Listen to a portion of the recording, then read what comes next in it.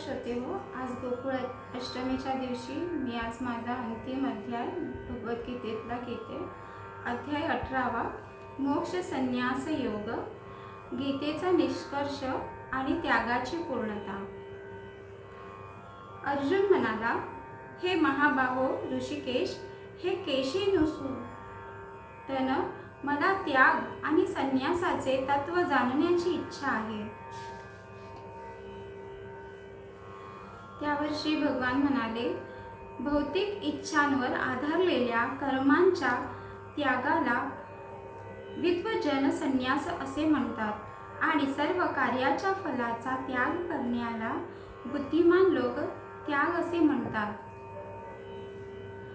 काही विद्वजन घोषित करतात की सर्व प्रकारच्या सकाम कर्मांना दोषपूर्ण समजून त्यागले पाहिजे, परंतु इतर विचारवंतांचे असे म्हणणे आहे की यज्ञ, दान, तप अशा कर्मांचा कधीही त्याग करू नये. हे भरतश्रेष्ठ, आता त्यागाबद्दलचा माझा निर्णय आहे.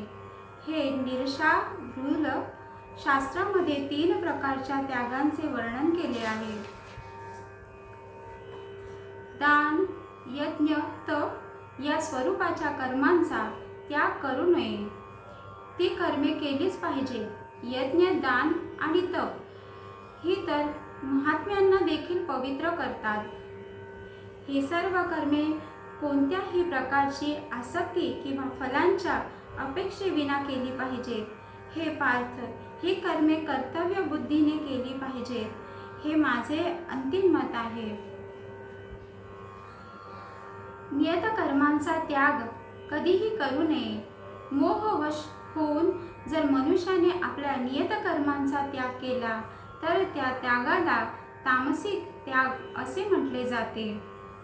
जो मनुष्य नियत कर्मांना कष्टप्रद समजून किंवा ते शरीराला क्लेश देतील या भीतीने त्यांचा त्याग करतो, त्याच्याबद्दल असे म्हटले जाते की त्याने रजोगुणात त्याग केला आहे.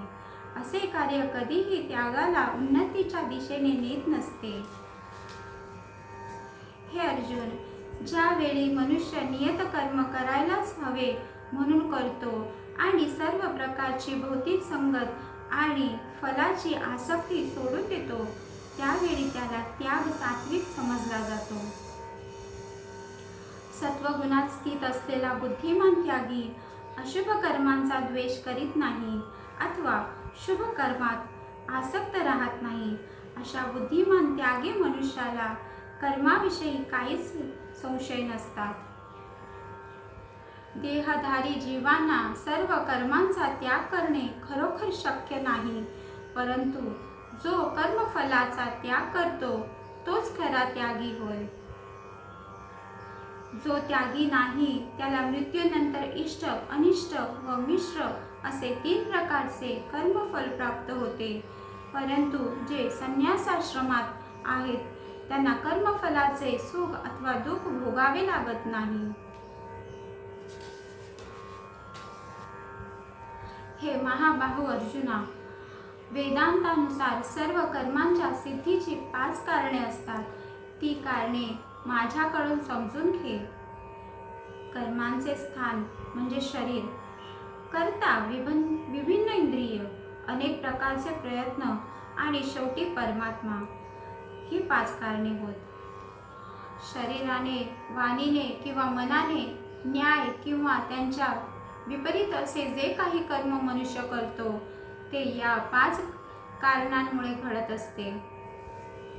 म्हणून या 5 कारणांना विचार न करता ज्याला वाटते की तो एकमेव कर्ता आहे तो खचितच मूर्ख आहे व तो गोष्टींना यथार्थ रूपात पाहू शकत नाही.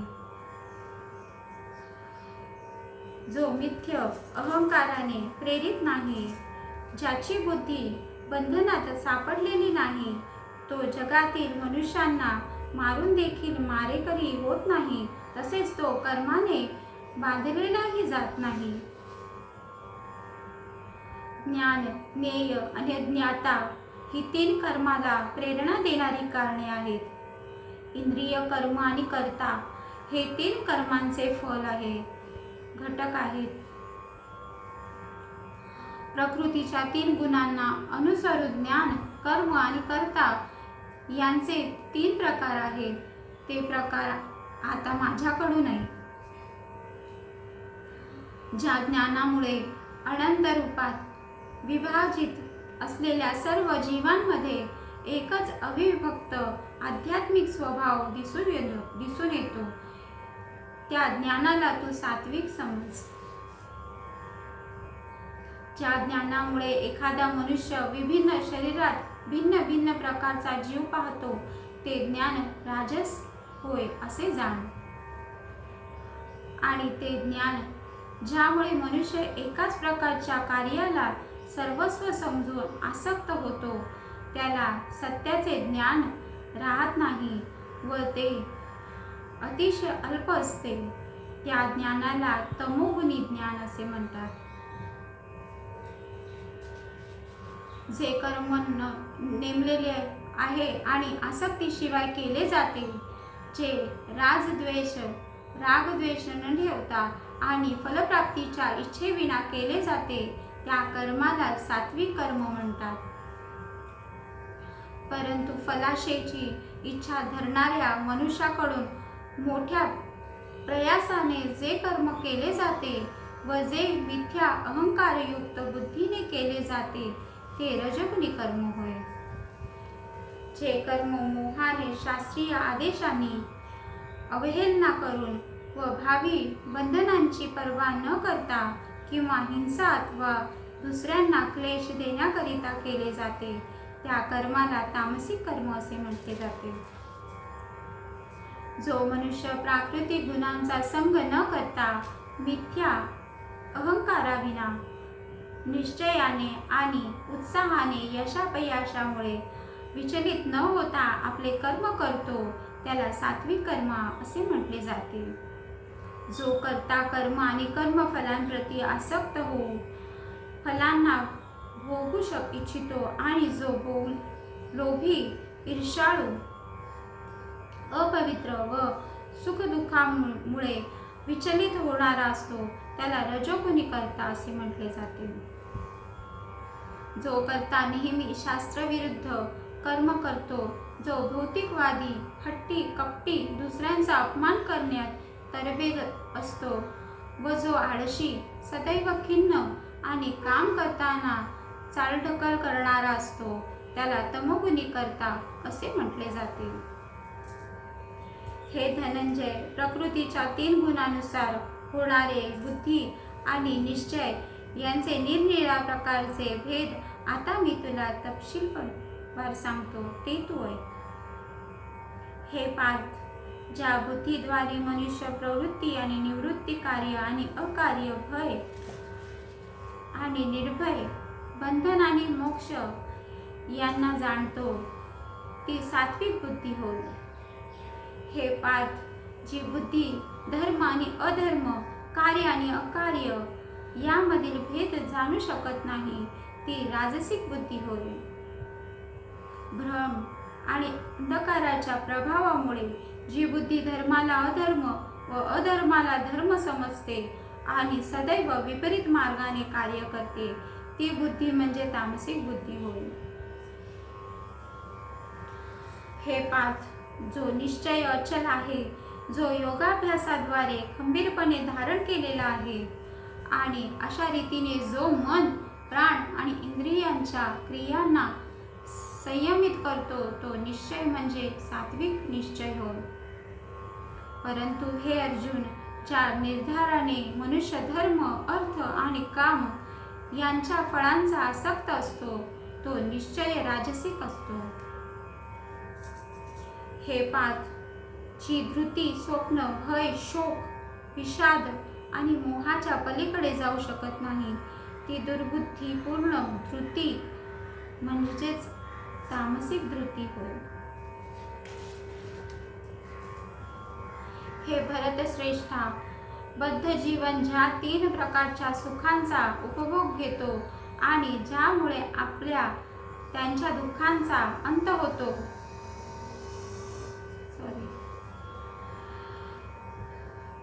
ज्यामुळे त्यांच्या दुःखांचा अंत होतो, ते 3 प्रकारचे सुख आता माझ्याकडून आहे.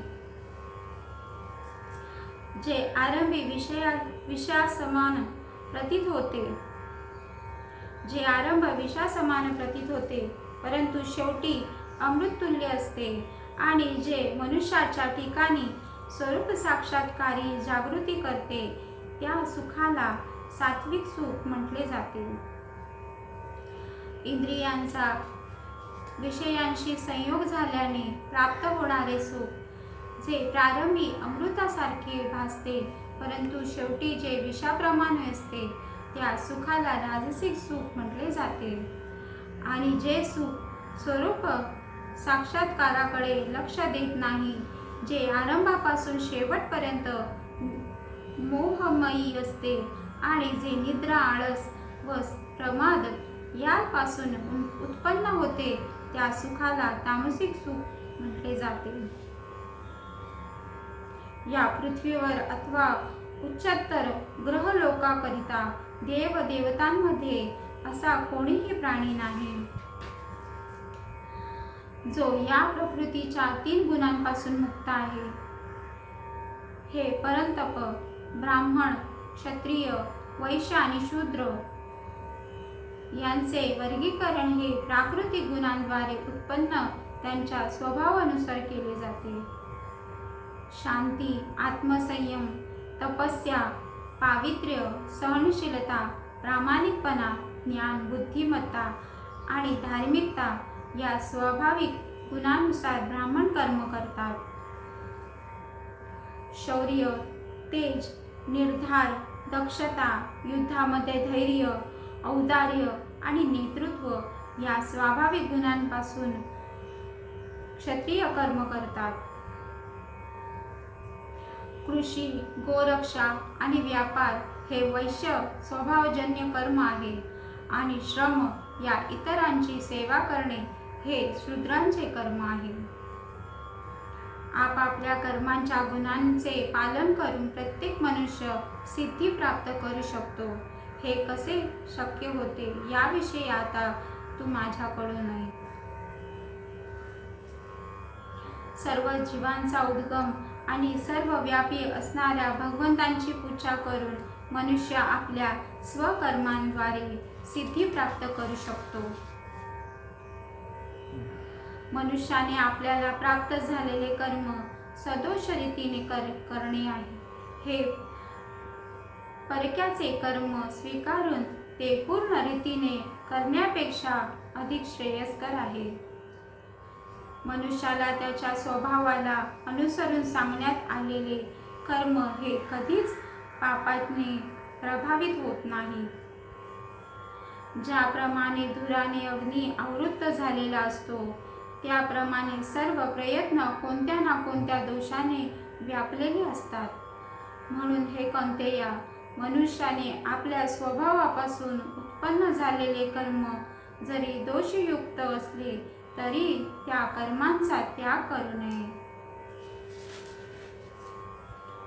जो आत्मसंयमी, अनासक्त आहे आणि जो सर्व प्राकृतिक भोगांना तुच्छ लेखतो, तो संन्यासाद्वारे कर्मबंधनातून मुक्तता देणारी परमोच्च परिपूर्ण अवस्था प्राप्त करतो.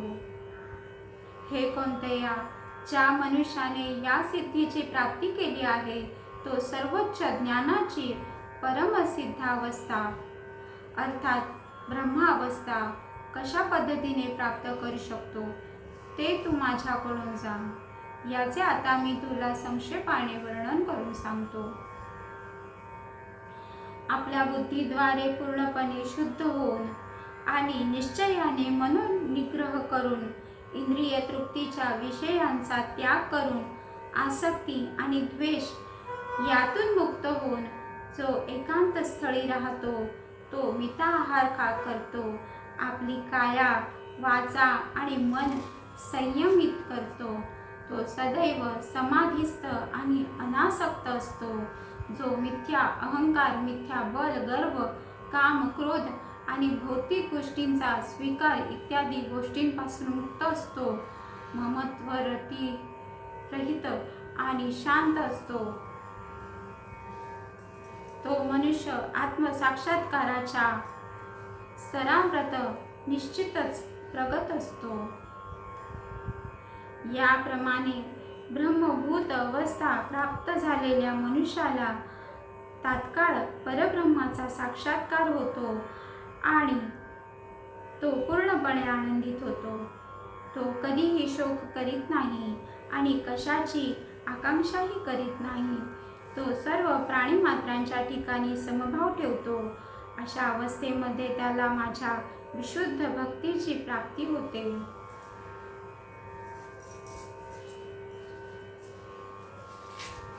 मनुष्य मला माझ्या पुरुषोत्तम भगवान या यथार्थ स्वरूपात केवळ भक्तीद्वारे जाणू शकतो. अशा भक्तीद्वारे मनुष्य जेव्हा माझ्या भावनेने पूर्णपणे युक्त होतो तेव्हा तो भगवत धामात प्रवेश करू शकतो. माझा शुद्ध भक्त जरी सर्व प्रकारची कर्मे करीत असला तरी माझ्या आश्रयाखाली माझ्या कृपेने त्याला शाश्वत आणि अविनाशी धामाची प्राप्ती होते. सर्व कर्मांमध्ये माझाच आश्रय घे आणि सदैव माझ्या संरक्षणाखाली कर्म कर. अशा भक्तियोगामध्ये पूर्णतया माझ्या भावनेने युक्त हो.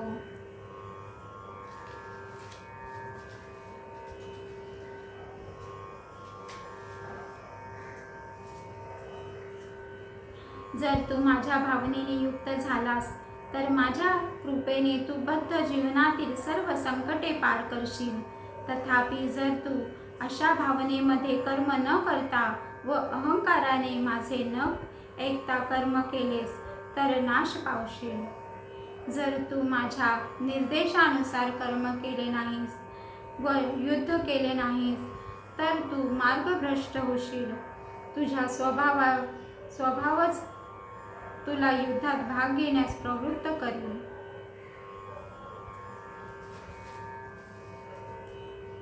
मोहवश होऊन माझ्या आदेशानुसार कर्म करण्याचे आता तू नाकारीत आहेस, परंतु हे कौंतेया, तुझ्या स्वभावजन्य कर्मामुळे तू तेच कार्य करशील. हे अर्जुन, परमेश्वर प्रत्येक जीवांच्या हृदयात स्थित आहे आणि तो सर्व जीवांचे भ्रमण निर्देशित करीत आहे. हे सर्व जीव मायेने बनविलेल्या यंत्रावर आरूढ आहेत. हे भारता, पूर्णपणे त्याला शरण जा. त्याच्या कृपेने तुला दिव्य शांती आणि सनातन परमधामाची प्राप्ती होईल. याप्रमाणे मी तुला अत्याधिक गृहज्ञान सांगितले आहे.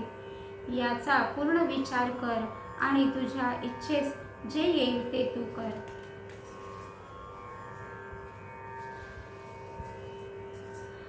तू माझा अतिशय प्रिय सखा असल्यामुळे मी तुला सर्व ज्ञानामधील अत्याधिक गुह्यातर असे परमश्रेष्ठ वचन सांगतो.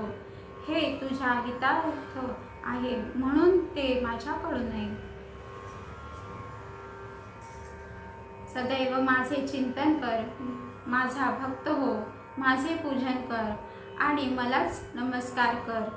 याप्रमाणे निश्चितच तू मला प्राप्त होशील. मी तुला हे प्रतिज्ञेने सांगतो, कारण तू माझा अत्यंत प्रिय सखा आहेस. सर्व प्रकारच्या धर्माचा त्याग कर आणि केवळ मला शरण ये. मी तुला सर्व पापांपासून मुक्त करीन. तू भयभीत होऊ नकोस. जो तप करीत नाही, जो भक्त नाही, भक्तीमध्ये संलग्न नाही, तसेच जो माझा द्वेष करतो त्याला हे परमगुह्य ज्ञान कधीही सांगू नये. जो मनुष्य भक्तांना हे परमगुह्य रहस्य सांगेल त्याला निश्चितपणे शुद्ध भक्ती प्राप्त होईल व अखेरीस तो माझ्याकडे परत येईल. यात मुळीच संशय नाही. त्याच्यापेक्षा मला अधिक प्रिय असा कोणीही सेवक या जगामध्ये नाही. तसेच त्याच्यापेक्षा अधिक प्रिय असा कोणीही होणारही नाही.